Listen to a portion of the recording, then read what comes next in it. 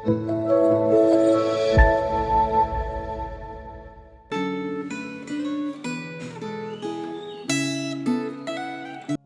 saudara-saudara yang terkasih di dalam Tuhan. Kita bersyukur kalau hari ini Tuhan mengizinkan kita kembali untuk membaca dan merenungkan kebenaran firman Tuhan. Mari kita akan berdoa sebelum kita akan merenungkan kebenaran firman Tuhan pada hari ini. Tuhan, kami bersyukur kalau hari ini Engkau izinkan kami untuk kami boleh membaca dan merenungkan firman Tuhan. Kami rindu Tuhan biarlah sepanjang hari ini kami boleh kembali diisi oleh kebenaran firman Tuhan yang akan menguatkan, bahkan akan menolong kami melewati hari-hari di depan kami. Terima kasih ya Tuhan, kami menyerahkan untuk waktu sebentar kami akan membaca, merenungkan, bahkan merefleksikan firman Tuhan hanya di dalam nama Tuhan Yesus. Amin. Saudara-saudara, tema refleksi Gema kita hari ini adalah Tuhan Hakim yang Adil, terambil dari Yeskiel 19. Namun hari ini kita akan membaca bagian ini dan saya hanya akan membacanya dalam beberapa ayat saja. Ayat yang pertama dikatakan, "Hai, ucapkanlah suatu ratapan mengenai Raja Israel." Ayat kedua, "Dan katakanlah begini, betapa ibumu menjadi seekor singa betina di antara singa-singa. Ia berbaring di antara singa-singa muda dan menyusui anak-anaknya. Ia membesarkan seekor dari anak-anaknya sehingga menjadi singa muda. Ia belajar menerkam, malah manusia ditelannya." Ayatnya yang ke-10, "Ibumu seperti pohon anggur dalam kebun anggur yang tertanam dekat air, berbuah dan bercabang karena air yang berlimpah-limpah." Ayat ke-12, "Tetapi ia tercabut di dalam kemarahan dan dilemparkan ke bumi. Angin timur membuatnya layu kering, buahnya disentakkan, cabang yang kuat menjadi layu kering dan api menghabiskannya." Ayatnya yang ke-14, "Maka keluarlah api dari cabangnya yang memakan habis ranting dan buahnya, sehingga tiada lagi padanya cabang yang kuat dan tiada tongkat kerajaan. Ini adalah ratapan dan sudah menjadi ratapan." Saudara-saudara, nubuat pada pasal ini menunjukkan bahwa tidak ada lagi penguasa yang tersisa di Yehuda yang dapat mengembalikan bangsa itu ke kejayaannya. Orang-orang buangan berharap bahwa keturunan Raja Daud akan menaklukkan kerajaan Babel dan memulihkan kedaulatan Israel. Inilah harapan terakhir mereka. Akan tetapi nubuat terakhir di kitab ini menunjukkan bahwa harapan itu sia-sia. Ayat ke-14 dikatakan, "Ini adalah ratapan dan sudah menjadi ratapan." Bagian ini terdiri dari dua bagian. Bagian yang pertama memakai sosok singa dan anak-anaknya untuk menggambarkan garis keturunan Raja Daud.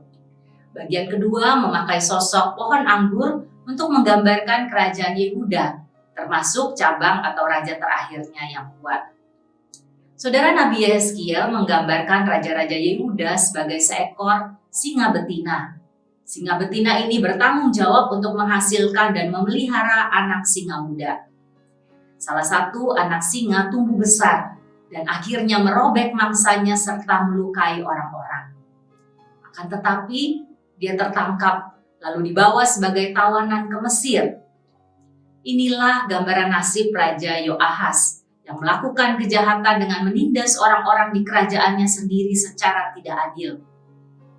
Kemudian singa-singa betina, gambaran Firaun Neko mengambil keturunan Yosia yang lain dan menjadikannya sebagai raja. Dia mendapatkan posisi di antara para penguasa lain di daerah itu, lalu menjadi kejam dan merusak. Tetangganya menjebak singa ini dan membawanya sebagai tahanan ke Babel. Inilah gambaran nasib Raja Yoyakin. Nabi Yeskiel kemudian menggambarkan sosok dinasti Raja Daud menjadi pohon anggur yang subur. Pohon anggur ini berbuah dan berkembang karena Tuhan memberikan anugerahnya. Namun pohon anggur ini tercabut dalam kemarahan, diinjak-injak lalu dipotong buahnya. Rantingnya yang kuat yang merupakan gambaran tentang Raja Sedekia dipotong sehingga layu dan terbakar. Inilah gambaran tentang masa depan Raja Sedekia. Ketiga raja terakhir ini melakukan apa yang jahat di mata Tuhan. Kejatuhan kerajaan Yehuda sudah pasti. Yang bisa dilakukan oleh orang-orang buangan hanyalah meratapi penghukuman Allah. Saudara-saudara, nyanyian ratapan ini memperlihatkan kepada kita bahwa Allah berdaulat atas umat-Nya. Ia tidak ragu untuk menghukum atau merendahkan para pemimpin yang tidak taat padanya. Andaikan mereka peka akan teguran Allah dan kemudian mereka bertobat, kejadian yang menyedihkan dan mengerikan ini mungkin tidak terjadi. Saudara-saudara, coba kita berdiam diri sejenak, memikirkan bagaimana jika kita hidup di masa pembuangan seperti cerita di atas. Apakah kita berani menunjukkan ketaatan kita kepada perintah Tuhan, atau kita hidup menurut pemimpin-pemimpin yang tidak taat pada perintah Tuhan? Kita diingatkan bahwa kita harus menjaga diri kita agar kita peka kepada perintah Tuhan dan tidak hidup menurut arus dunia ini. Saudara-saudara, jika saat itu kita berada di posisi sebagai pemimpin, ya mungkin sebagian kita berkata bahwa saya bukan seorang pemimpin, saya tidak mempunyai perusahaan. Benar, namun sadarkah kita bahwa setiap kita memiliki peran sebagai seorang pemimpin? Seorang ayah tentunya adalah seorang pemimpin bagi anggota keluarganya. Seorang ibu adalah pemimpin bagi anak-anaknya dan juga bagi asisten yang ada di rumahnya. Seorang oma atau opa adalah pemimpin bagi cucu-cucu yang saat ini umumnya dititipkan oleh orang tuanya untuk dijaga selama mereka bekerja. Dan tentunya setiap kita adalah pemimpin bagi diri kita sendiri. Pertanyaannya buat setiap kita adalah, bagaimana cara kepemimpinan kita saat ini? Apakah kita peka akan teguran-teguran yang Tuhan berikan kepada kita saat kita memimpin? Sudahkah kita memberikan teladan yang baik kepada orang yang kita pimpin? Ingatlah bahwa Tuhan kita adalah hakim yang adil. Amin. Mari kita masuk di dalam doa. Tuhan, kami bersyukur untuk firman-Mu yang kembali mengingatkan kami, bahkan menegur kami. Seringkali Tuhan, kami sadar Engkau mengingatkan kami, bahkan Engkau menegur kami. Tetapi seringkali Tuhan, kami tidak peka akan teguran yang sudah Tuhan berikan kepada setiap kami.